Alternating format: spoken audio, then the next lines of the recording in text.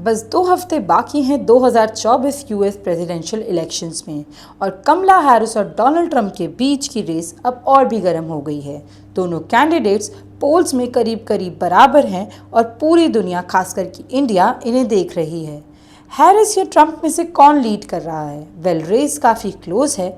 अलग अलग सर्वेस के मुताबिक हैरिस नेशनल पोल्स में ट्रंप से आगे हैं, लेकिन बस थोड़ी सी लीड से।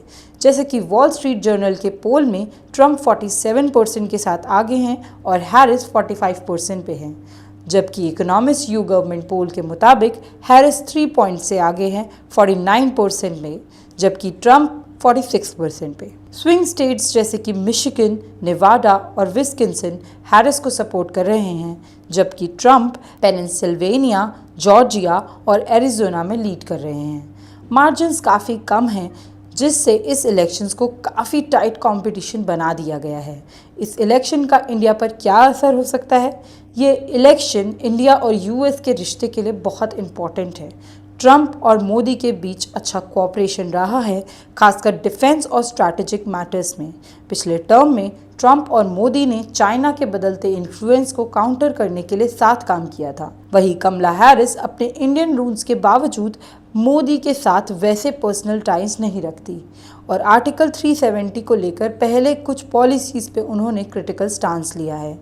लेकिन चाहे ट्रंप जीते या हैरिस, इंडिया के external affairs minister S Jaishankar ने विश्वास जताया है कि इंडिया किसी भी कैंडिडेट के साथ इफेक्टिवली काम करेगा, क्योंकि इंडिया और यूएस के डिप्लोमेटिक टाइज काफ़ी स्ट्रॉन्ग है। ट्रंप और हैरिस कौन सी पॉलिसीज़ ला सकते हैं इंडिया के लिए? ट्रंप लाइकली डिफेंस और काउंटर टेररिज्म पर प्रो इंडिया स्टैंस रखेंगे, लेकिन उनका अमेरिकन फर्स्ट अप्रोच ट्रेड में चैलेंजेस ला सकता है।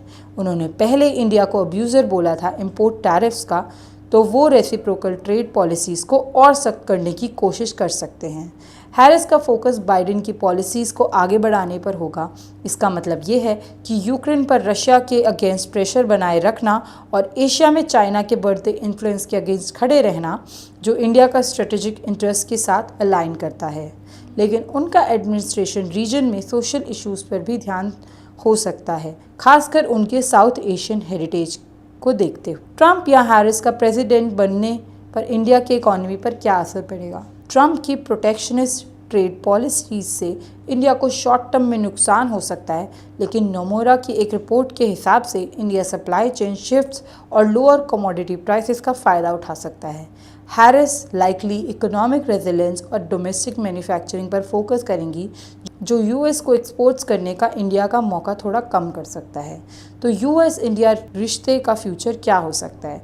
अगर ट्रंप जीते तो डिफेंस कॉपरेशन और चाइना के अगेंस्ट फोकस जारी रहेगा, लेकिन ट्रेड में टेंशन्स हो सकते हैं। अगर हैरिस जीती तो यूएस ग्लोबल कॉपरेशन और सोशल इश्यूज़ पर ज़्यादा फोकस करेगा, जबकि चाइना और रशिया के अगेंस्ट स्ट्रॉन्ग स्टैंड बनाए रखेगा। जैसे जैसे इलेक्शंस पास आता जा रहा है, देखना होगा कि रिजल्ट्स क्या होते हैं और यूएस इंडिया टाइज का फ्यूचर कैसा बनेगा। आपको क्या लगता है, इंडिया के लिए कौन बेटर होगा, ट्रंप या हैरिस? ऐसी और अपडेट्स के लिए देखते रहिए राइजिंग भारत।